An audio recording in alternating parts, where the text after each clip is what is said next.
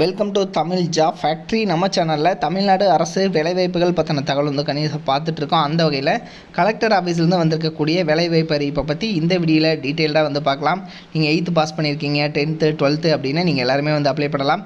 இதுக்கு வந்து பார்த்திங்கன்னா தேர்வு இலை நேரடி பணி நியமனம், அதாவது டேரக்ட் இன்டர்வியூ மட்டும்தான், எந்த ஒரு எக்ஸாம்ஸ் வந்து கிடையாது. 19,500 வரைக்கும் வந்து உங்களுக்கு சேலரி கொடுத்துருக்காங்க.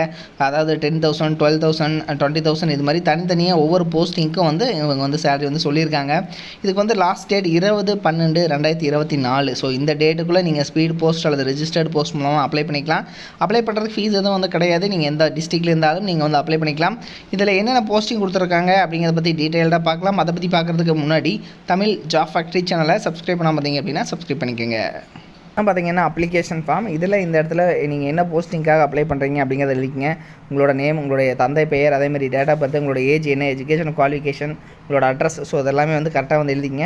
எழுதுனதுக்கப்புறம் பார்த்தீங்க அப்படின்னா இந்த இடத்துல உங்களோட Aadhaar card number, mobile number, அதே மாதிரி இமெயில் ஐடி எல்லாமே வந்து கரெக்டாக எழுதிங்க. எழுதுனதுக்கப்புறம் இதை வந்து சைன் பண்ணி நீங்கள் வந்து பார்த்தீங்கன்னா இதை வந்து இவங்க கொடுத்துருக்கூடிய அட்ரஸுக்கு வந்து நீங்கள் வந்து சென்ட் பண்ணுற மாதிரி இருக்கும். இதோட லிங்க் பார்த்தீங்கன்னா நான் வந்து டிஸ்கிரிப்ஷனில் கொடுத்துருக்கேன். தென் இதில் என்னென்ன போஸ்டிங் கொடுத்துருக்காங்க அப்படிங்கிறதையும் பார்க்கலாம். இதுதான் பார்த்தீங்கன்னா அஃபிஷியலாக அவங்க கொடுத்துருக்கூடிய நோட்டிஃபிகேஷன். ஃபஸ்ட்டு வந்து ஆயுஷ் மெடிக்கல் ஆஃபீஸர் அப்படிங்கிற கேட்டகரியில் வந்து போஸ்டிங் வந்து கொடுத்துருக்காங்க. ஸோ இதை பொறுத்த வரைக்கும் பார்த்தீங்கன்னா 34,000 வரைக்கும் வந்து சேலரி வந்து சொல்லியிருக்காங்க. தென் அடுத்தது பார்த்திங்கன்னா மல்டிபர்பஸ் ஹாஸ்பிட்டல் ஒர்க்கர், இதுக்கு வந்து நீங்கள் 8th பாஸ் பண்ணியிருந்தீங்கன்னா போதும். உங்களுக்கு வந்து தமிழ், இங்கிலீஷ் வந்து தமிழ் வந்து உங்களுக்கு எழுத படிக்க தெரிஞ்சிருந்தாலே வந்து போதுமானது அப்படிங்கிறதும் சொல்லியிருக்காங்க. டெய்லி அலவன்ஸாக 300 வரைக்கும் வந்து சொல்லியிருக்காங்க. Next program cum administrative assistant, அதாவது பார்த்திங்கன்னா உதவியாளர் பணி தான். இதுக்கு வந்து பார்த்திங்கன்னா உங்களுக்கான குவாலிஃபிகேஷனாக வந்து நீங்கள் வந்து ஏதாவது டிகிரி முடிச்சிட்டிங்கன்னா போதும். தென் உங்களுக்கு எம்எஸ் ஆஃபீஸாக தெரிஞ்சிருக்கணும் அப்படிங்கிறத சொல்லியிருக்காங்க. அடுத்தது மிட் லெவல் ப்ரொவைடர் அப்படிங்கிற கேட்டகரி. ஸோ இதுக்கு வந்து பார்த்திங்கன்னா டிப்ளமோ அல்லது பிஎஸ்சி நர்சிங் முடிச்சிருக்கிறவங்க வந்து அப்ளை பண்ணலாம். 18,000 வரைக்கும் வந்து சேலரி வந்து சொல்லியிருக்காங்க. அடுத்தது பார்த்திங்கன்னா மல்டிபர்பஸ் ஹெல்த் ஒர்க்கர் அப்படிங்கிற கேட்டகரி. ஸோ இதுக்கு வந்து நீங்கள் 12th பாஸ் பண்ணியிருக்கீங்க அப்படின்னாலே போதுமானது. பயாலஜி அல்லது பாட்னி அல்லது ஜுவாலஜி முடிச்சிருக்கணும். இதுக்கு 14,000 வரைக்கும் வந்து சேலரி வந்து சொல்லியிருக்காங்க.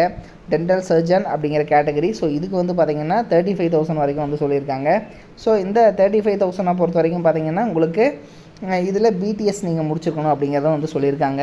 அதாவது பேச்சுலர் ஆஃப் டென்டல் சர்ஜன் முடிச்சிட்டிங்கன்னா நீங்கள் 35,000 வரைக்கும் வந்து நீங்கள் சேலரி வாங்கலாம் அப்படிங்கிறதும் சொல்லியிருக்காங்க. அடுத்தது ரேடியோகிராஃபர் அப்படிங்கிற கேட்டகரி. இந்த ரேடியோகிராஃபர் பொறுத்த வரைக்கும் பார்த்திங்கன்னா நீங்கள் வந்து 12th வந்து முடிச்சிருந்தீங்க அப்படின்னாலே வந்து போதுமானது அப்படிங்கிறத வந்து சொல்லியிருக்காங்க. நெக்ஸ்ட்டு அதாவது ஆப்டோமெட்ரிஸ்ட் அப்படிங்கிற கேட்டகரி. இதுக்கு வந்து 9,500 வரைக்கும் வந்து சொல்லியிருக்காங்க. ஸோ இதுக்கு வந்து பார்த்திங்கன்னா டிப்ளமோ இன் ஆப்டோமெட்ரி முடிச்சிருக்கணும் அப்படிங்கிறதும் சொல்லியிருக்காங்க. அடுத்தது அதாவது ஹாஸ்பிட்டல் கேர் ஒர்க்கர் அப்படிங்கிற மாதிரி, அதாவது இதுக்கு வந்து பார்த்திங்கன்னா உங்களுக்கு வந்து அதாவது கிளர்க்கு இது மாதிரியான ஒர்க்கு தான். 8th பாஸ் பண்ணியிருந்தால் போதுமானது. அடுத்தது லேபர் அப்படிங்கிறது அல்லது டிரைவர் 13,500 வரைக்கும் வந்து சேலரி கொடுத்துருக்காங்க. 10th பாஸ் பண்ணியிருக்கணும் அப்படிங்கிறது வந்து கொடுத்துருக்காங்க.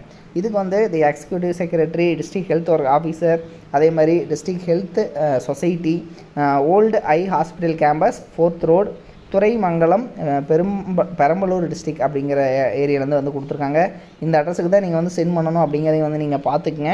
தென் இதில் பார்த்திங்கன்னா நம்ம அப்ளிகேஷன் ஃபார்ம் வந்து பார்த்துருந்தோம் இல்லைங்களா. ஸோ அந்த அப்ளிகேஷன் ஃபார்மை வந்து டவுன்லோட் பண்ணி பிரிண்ட் அவுட் எடுத்து அது கூட இந்த ஜெராக்ஸ் காப்பீஸ், உங்களோட birth certificate, native certificate, so அதே மாதிரி பார்த்திங்கன்னா உங்களோட கம்யூனிட்டி சர்டிஃபிகேட், எக்ஸ்பீரியன்ஸ் சர்டிஃபிகேட் இதெல்லாம் வச்சு அனுப்பணும் அப்படிங்கிறதும் வந்து கொடுத்துருக்காங்க. லாஸ்ட் டேட் வந்து 20/12/2024. இந்த டேட்டுக்குள்ளே நீங்கள் அனுப்பணும். இதனோட லிங்க் வந்து டிஸ்கிரிப்ஷனில் கொடுத்துருக்கேன், செக் பண்ணிக்கோங்க. இது வந்து பார்த்திங்கன்னா அதாவது recruitment district health society Perambalur டிஸ்ட்ரிக்ட்லேருந்து கொடுத்துருக்காங்க.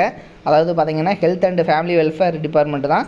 ஸோ இது பார்த்திங்கன்னா உங்களுக்கு கலெக்டரேட்லேருந்து தான் வந்து பார்த்திங்கன்னா உங்களுக்கு வந்து வேக்கண்ட் வந்து அனௌன்ஸ் பண்ணியிருக்காங்க. இதனோட லிங்க் டிஸ்கிரிப்ஷனில் இருக்குது, செக் பண்ணிக்கோங்க. தேங்க்யூ.